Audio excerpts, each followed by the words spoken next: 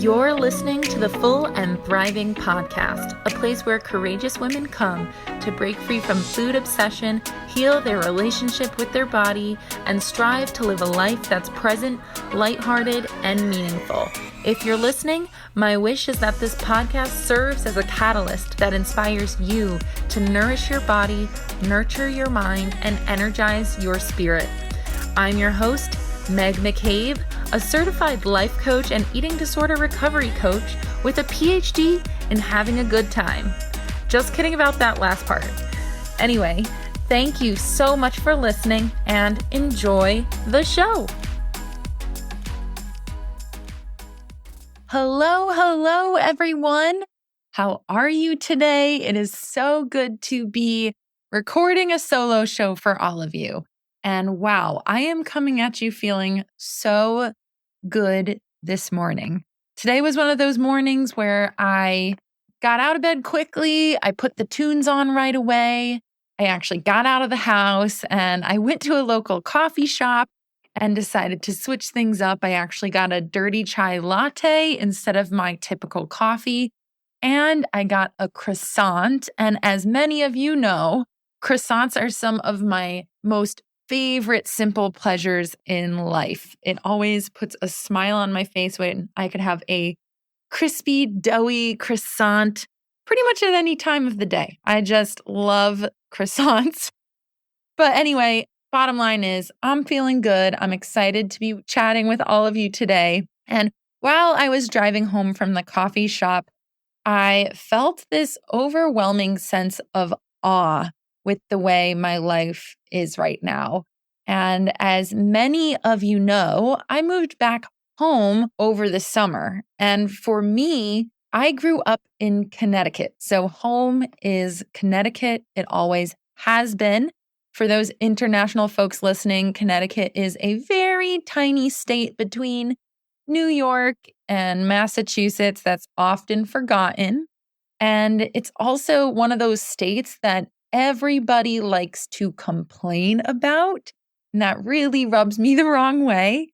But I know how it feels because when I was in high school and college, I certainly did complain about living in Connecticut too. And I wanted to get out of this state as soon as possible.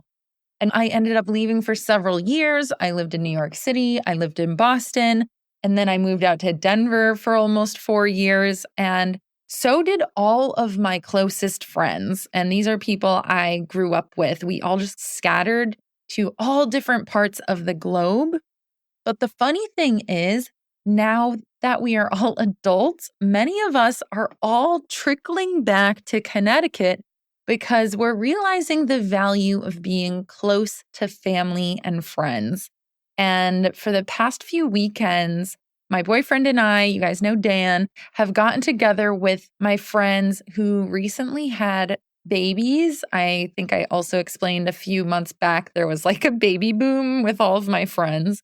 And I have to tell you, it has been extremely surreal. I love seeing my best friends become parents. And I love that I've been able to build little bonds with their kids already. Their little laughs, their smiles, they just light up my heart. And it's taking my friendship with these women and their significant others to an even more family-like level. I've always considered my home friends my family, but now it feels like we are all just so close. And I feel surrounded by love. So moving home has made me realize even more that community is truly something that lights me up. And it's not necessarily the place that you live, but the people you surround yourself with that truly make a place home. So I am just loving being near my people again. I love knowing that I can keep building out this community in person, not just online with all of you. So I am just feeling so lucky and grateful these days. And I hope all of you are feeling just as good as I am. Of course, I don't have every day be amazing, but right now in this phase of my life, I'm just feeling so happy. So anyway, that's my little tidbit into how I'm doing. I know you all like to hear that during my solo shows. But besides that, I have huge news.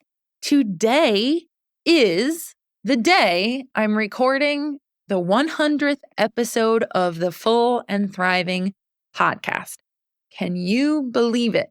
100 episodes. This is a major milestone for me because I used to be someone who would passionately attack an idea and then abandon it almost immediately or abandon it when things got hard. So 100 episodes is something I'm really proud of.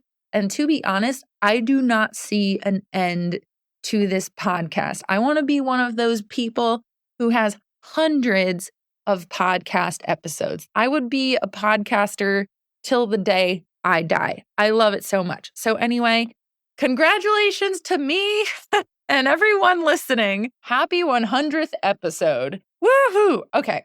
Now that I've celebrated myself, and also congrats to Bob, who's been with me for so many episodes now, maybe like 60 of them, 70 of them. It's just been a wild ride. Okay, because this is quite a milestone for me, I wanted to take this episode as an opportunity to share with you the 5 gifts that my recovery gave me. And these are gifts that go deeper than food freedom and body acceptance. These are those spiritual gifts that I've been able to keep with me throughout my life. So I want to remind you that yes, you are recovering to reach food freedom, and you are recovering to reach a level of body acceptance and inner peace. Those are all extremely important gifts that are your purpose for recovering, right? But as you go beyond this process, you will start to discover that there's so much more to gain from the recovery process. And these are the 5 nuggets of wisdom that I'm not sure I would have today if I hadn't gone through what all of you are going through right now. So I want you all to look forward to the expected outcomes of recovery, like food freedom, and also the unexpected outcomes. I am still uncovering pieces of me and parts of myself and little nuggets of wisdom from the recovery process just by reflecting on it. It's just the gift that seriously keeps on giving in life. So I hope this episode shows you what you can hope for as you move forward in your own journey. So without further ado, let's just dive right into it. The first gift that recovery gave me was a deep sense of self-trust. Now, we all know that recovering from an eating disorder is one of the hardest things you can do, and it takes a lot of courage every day to make consistent action and challenge the voice inside of you, the eating disorder voice that tells you to restrict food or use a behavior. Once I started to get a handle on my recovery and could see and feel the light at the end of the tunnel, so I was in a strong place, I suddenly had this tangible proof or evidence that I could do hard things. As many of you know, recovery is this stressful balancing of 2 inner voices. There's that eating disorder voice that's full of fear, and then this healthy voice that's full of love and strength. And throughout my eating disorder, I could hear that little healthy voice saying to me, something's not right here. This is not okay. You are not okay. This is a problem. But even though I could hear that voice, it didn't change the fact that it was really hard to take action and listen to that voice and align with that voice. So once I got far in my recovery, I had proof that listening to that healthy voice and my intuition was the right thing to do. And good things come when you honor your healthy self. And you all soon might experience moments in your life where you're faced with something really difficult, and you can say to yourself, I can do this because I recovered from an eating disorder. and I can do anything. And that's something I started telling myself at a very young age after I had been through my recovery. And I have to say, years later, almost a decade later, I found myself in a really unhealthy relationship. And I had two parts of myself competing. And I could hear that intuitive voice telling me that something wasn't right and I deserved more. However, I was really invested in that relationship. And I kept confusing myself into staying in that unhappy place where I was suffering much longer than I needed to. And I remember being in that place, I would look back at the part of me that battled my eating disorder almost 10 years prior with amazement and even envy. I wasn't sure if I had that same strength anymore. I knew I had it in me to do the right thing for myself. And I remembered what it felt like to trust my intuition. But there were moments where I wasn't sure if I could tap into that again. And I'm telling you, even over 10 years later, I was looking back at that part of me that recovered with so much reverence and respect and admiration. And finally, it took me years to leave that relationship. I ended up leaving, but what got me out of it was that proof that recovery gave me. And the proof was that listening to your gut and voting on yourself and reaching for healing without knowing what the future holds has rewarded me in the past, right? So if I had done it before, I could do it again. So remember that you are strong. You are resilient. You have evidence that you can do something really hard. And when you recover, you have that evidence, which builds up self-trust. And with self-trust, you can let go of the things that are no longer serving you without knowing for certain what the future holds. And I was able to take that self-trust and transform my life again. So self-trust is a massive gift that your recovery will give you. And I am so excited for all of you to experience it. All right, I'm feeling passionate, guys. Number two.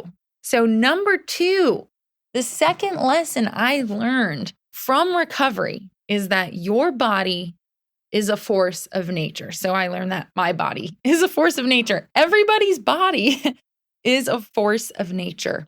So when you have an eating disorder, it's very clear that you seriously want to control everything. So for me, that looked like controlling the numbers. I tried way too hard to control the calories I was eating with all the calorie counting and my weight. Those were the two things I really focused on. And it's funny because going through that, I always found the entire thing confusing. Even on my most, quote, controlled days where I would expect the number on the scale to go down, I would sometimes gain weight in those moments. And I realized it wasn't super predictable. Like the dieting formulas that magazines preach, like calories in and calories out, are not like this simple code. There are so many different elements that are at play that impact your body. So I was starting to notice that my body had a mind of its own, even in like the darkest depths of my eating disorder. So while all of this was happening, I had the wisdom inside of me that what I was doing, which was restriction, was super unsustainable in the long term. I just had this intuitive feeling that I'm not going to be able to make this last forever. Something is working against me. I was white knuckling it, hoping I could make it last so I could get this modeling career. And I had the discipline to control everything as long as I possibly could. But I could feel that I was up against something greater. And that was my body's desire to survive, thrive, and restore its set point weight. And I did not have the language for set point weight theory at this moment, but I felt like biologically my body hated being like undernourished. I could just tell. So I have said this before. I'll say it a million times. Your body doesn't care about your skinny dreams. And when I was living with an eating disorder, I could seriously feel that. My body didn't care what size I was. It wanted to exist in the range that it felt most optimal in, right? It felt highest functioning in. So at one point, even before I decided to start recovery, I started losing my sense of control and willpower over my body because I started to binge. I could feel my body was rebelling. I could tell my body wanted to have a larger existence. My body wanted to gain weight no matter what the cost. And I know that my body was fighting to get back to its set point. Anyway, things felt super chaotic, but the experience showed me the value in surrender, honestly. The control you feel like you have during an eating disorder is not true control. Because if it were control, you'd be able to have a cheeseburger without feeling fear. If it were true control, you wouldn't get so emotional or upset around food. If I handed you a cookie, you'd be able to eat it. You'd be able to have chips inside your home without fearing that you wouldn't stop eating them. So if you think you have control now, there's a huge part of me that's going to say you are not in control. In fact, when you have an eating disorder, food has all the control and you are suffering. So with this force of nature concept, you'll finally start to relax around food when your body feels nourished and well fed. And your body needs to recognize that food is readily available. You're not actually going through a famine. And food is not scarce like it thought it was when you were dieting. So I continue to remember this fact as I get older. My body is designed to ebb and flow with the changes of life. It is unnatural for me to expect my body in its 30s to be the same size as the body I had in high school. It's unnatural for me to control everything about my body. And sometimes body changes are unpredictable. Weight gain or weight loss can come and go from life from different aspects such as life transitions, illness, medications, lifestyle changes, pandemic, stress, hormones, aging, moving. And I'm telling you, it's better to live in partnership with your body as all of these things happen than to constantly resist and fight it against its natural state. So try to build an alliance with your body and accept that as you go through life, it's going to change. And those changes, I actually heard a quote that's interesting. It said, like, those changes, your body changes are unremarkable. It doesn't have to be this big earth-shattering thing if you gain weight. And it doesn't have to be the accomplishment of a lifetime if you lose weight. Your body is going to do its thing. And I want all of you to remember that. The third lesson or gift, I guess, that I got from recovery is more self-compassion for myself and more self-compassion and understanding for other people. I remember going through recovery and feeling that I had this sudden ability to sit alongside anyone and connect with them on a deeper level than I did before my eating disorder. Before, I was so judgmental of myself, which resulted in me being judgmental of others. I judged people for their food choices, their clothes, their lifestyle choices. And after going through the pain of eating disorder recovery, which is a legitimate mental illness, I stopped judging myself so harshly. I saw my own humanness. And I recognized that self-compassion makes my life easier. It helps me get through life with significantly less pain. So once I stopped judging myself, it's like my judgment of other people disappeared. My judgment altogether just left the building. I recognized that a person's hardships, their struggles, and choices make them who they are, and we cannot expect perfection out of ourselves or other people. We should hold people to the standard of respect and kindness, but perfection is ridiculous.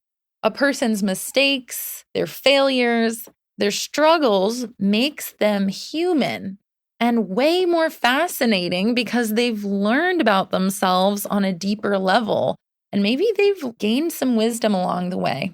If you are judging yourself, you are most likely judging other people around you, whether you want to admit it or not. And I hear it all the time. Oh, I'm so hard on myself, but I'm not hard on other people. I get it, but I also feel like I don't. So, anyway, if you are judging yourself, you're most likely judging other people around you, whether you want to admit it or not. Recovery taught me to lighten up on myself, take a chill pill when it comes to the standards I hold for myself and others.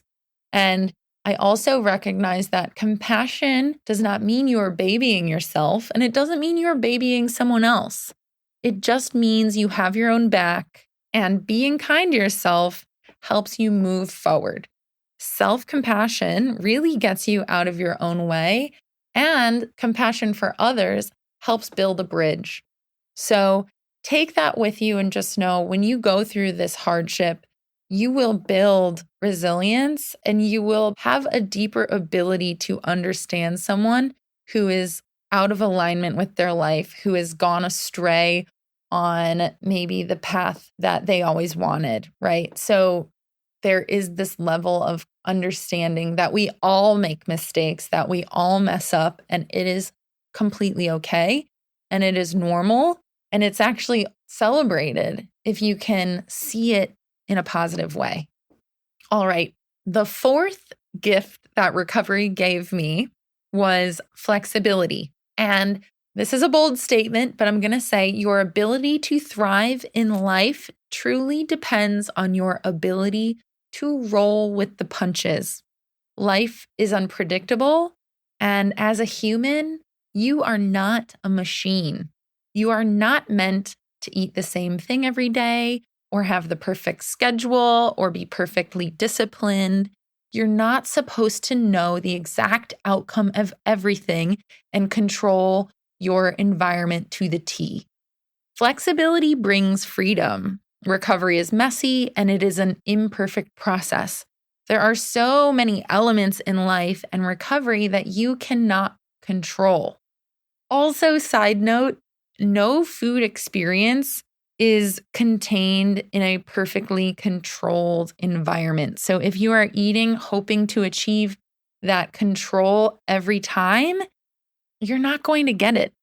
The more you can be flexible with when you eat, where you eat, with whom, the type of food, the quantity, the closer to freedom you can be and the easier the eating experience is. At the end of the day, your eating disorder has made up all of the rules that are putting pressure on your life. Recovery is truly the golden opportunity to break those rules and live a bit more flexibly. It's an opportunity to practice and make adjustments in a flexible way. It's a process that keeps you on your toes for sure, but you will need to be constantly making adjustments, trying new things, breaking rules, and being okay with that in order to reach recovery. I want to say that your need for control and your need for rigidity served you in some way in the past, and perhaps it's still serving you. I think you can keep your structure in life in other ways, but with food, flexibility needs to be there, or at least an element of it. So try to work on healing that and recognize that when you are flexible, your life just gets easier. Okay. The fifth and final gift that recovery gave me, it's more like a lesson, is that there's no such thing as failure, only feedback. This was probably the greatest lesson I learned in recovery overall. So, for instance, I used to have bulimia. So, when I wanted to recover, purging was a huge problem that I wanted to stop. And when I was trying to stop that behavior, but couldn't, I had the opportunity to take in all of that information as feedback to do better the next time I tried to stop myself. So, for instance, I could reflect on my triggers, my feelings, my thoughts, the environment, and ask myself, what could I change and do differently to stop this from happening? I want you to think of recovery as a constant feedback process. For instance, if you try to set a food challenge for yourself, but for some reason you cannot complete it, this is really not a reason to beat yourself up or get yourself down or tell yourself that you'll never reach recovery. You can break it down moment to moment to find the feedback and increase your chances of success next time you make the attempt.